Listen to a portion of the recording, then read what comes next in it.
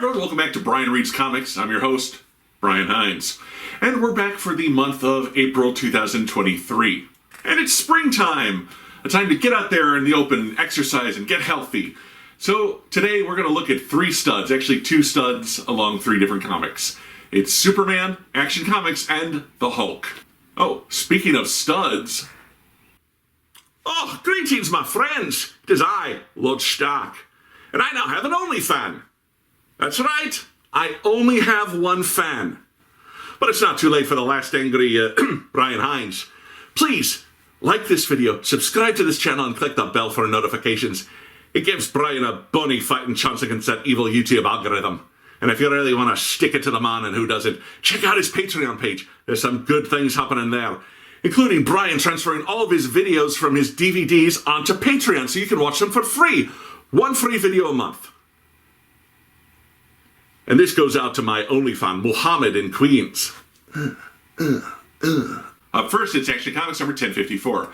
As you may remember, I reviewed Action Comics 1050 on this program back in September. Now, we've reached the end of the first story arcs for both Action Comics and Superman in the post-Bendis era. Superman's secret identity has been restored, so let's take a look at how each book handles that. In Action Comics, we have the main story by Philip Kennedy Johnson and Max Raynor. We see Superman versus Metallo, as well as the growth of the Superman family. John Kent is now interacting with his foster brother and sister, Osul and Otho, who are prisoners on Mongo's warworld. John Kent has to come to terms with the fact that the twins are going to have the life that he was denied, growing up with Lois and Clark as his parents. And Metallo now has the ability to infect others, turning them into superpowered drones and leading an entire cyborg army against the Kryptonian family. I really like the ending of this first arc because it reaffirms why Superman is Earth's greatest hero. Not for his immense power, but his humble humanity. His ability to help others, even his enemies. We're also given a glimpse at the villain behind Metallo, which is setting up the story arc for future issues. This book has become the anthology title of the Superman family, featuring backup stories with Power Girl, Steel, and even a sequel to Lois and Clark from the DCNU era that introduced John Kent when he was still a child. The Lois and Clark story in this issue showing John's first extraterrestrial encounter. As of now, Power Girl has wrapped up in Action Comics, but there is going to be an upcoming one-shot wrapping up her story, but Lois and Clark and Steel are going strong as backup tales. Again, this book has some good writing in it, juxtaposing the action with the emotion. We not only see Superman as the hero, but also as the father gently guiding his children. Then the new dynamic of John Kent as a big brother to super twins adapting to Earth means there's a lot of growing left for this family to do. I just hope we get more of Lois in future stories, as she felt like a bit of a background player in this title. Also, Raynor's art is extremely nice. He's very good at action sequences, making the fights fun to follow as Metallo shoots Kryptonian lasers out of his mouth and Clark uses super hearing to listen to all of Metropolis in order to rescue the twins. Action, heart, and art. What more can you ask for?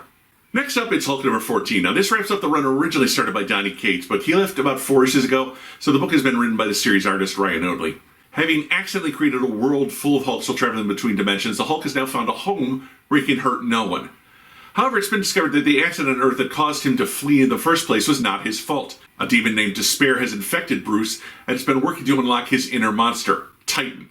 Titan can absorb gamma radiation and has just been set loose on Planet Hulk, aka a gamma buffet. Dr. Strange and Leonard Samson have neutralized Despair, but Bruce Banner, still trapped in his mind palace, check out my Hulk number 1 review on comic book issues last year to figure out what the hell's going on in Bruce's mind. What follows is a battle as Titan takes on the ruler of the Hulk planet, Queen Monolith, even as Bruce Banner is fighting Titan to take back control of his body.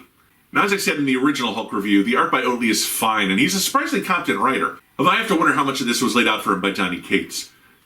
As I said, the writing is competent. It's not great. No one is reinventing the wheel here. A bunch of gamma-powered heroes are taking on an even bigger gamma-powered villain. The big question is who or what is Titan and who or what created him. Earlier issues seem to be implying that Titan was related to Bruce's trauma with his abusive father.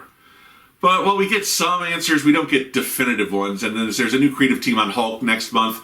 We're not going to be following up on Titan anytime soon, so we're likely never to get those answers as to what Titan exactly is. This run started out strong, but ended somewhat meh. I still think this was Oatley's best post-Invincible art, but for whatever reasons, Cates bailed on this book, and what we ended up with just fell flat. Now, if you're not a fan of Ryan Oatley's art, I'd recommend you skip this run when the trade paperbacks come out.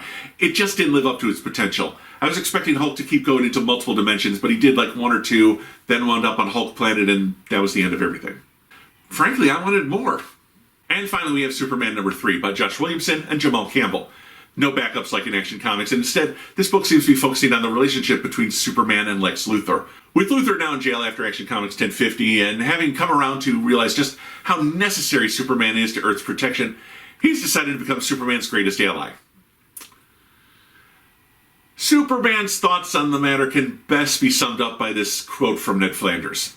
Oh, Lord, please give me the strength to endure Homer Simpson's friendship. Somehow from prison, he's found a way to broadcast his voice to Superman, so he's constantly in Superman's ear saying how he needs to trust Lex. If he worked with Lex, they'd have solved this problem ages ago. Lex is so much smarter than Superman. Oi. On top of that, he's decided to turn LexCorp over to Superman with his assistant Mercy at the helm of the new Supercorps. All this is the parasite is going around infecting others and turning them into parasites. Now, I'm not sure if multiple parasites and multiple Mentalos was meant to be happening in both books or just a coincidence. Lois Lane is more of a presence in this book as she's become the temporary editor at the Daily Planet while Perry White recovers from his stroke back in Action Comics 1050. This feels like a less personal book to the Superman family than Action Comics, but more focused on Superman and his place in Metropolis as its protector, as well as Clark and his place at the Daily Planet. It's still good, and the meat of the book is the Lex-Superman relationship. Lex proclaiming more and more his newfound faith in Superman, and Superman feeling that trusting Lex is a mistake, but how do you not give him a second chance when you give literally everyone else a second chance? The art by Campbell is amazing, made all the more impressive by the fact that he seems to be doing his own coloring, and might even be classified as exceptional. It has a definite animated quality while still retaining superhero comic book aesthetics, and the aforementioned colors are gorgeous. The purple parasite framed against a white backdrop as it feeds on its own spawn. A red-lit prison room where an infected Superman comes for Lex. Really, it's a very, very good-looking book. And while Action Comics might be the better written of the two books, Superman is just a scotch ahead on a purely visual level. Alright, my friends, thank you very much for joining me for these Quickie Reviews for April 2023. I hope you join me back here next month for Quickie Reviews of May 2023. Until then, be sure to subscribe to this channel, like this video, click the bell for notifications, and as always, check out my Patreon page, please. Until next time, my friends, this has been Brian Reads Comics, and I'm your host, Brian Hines.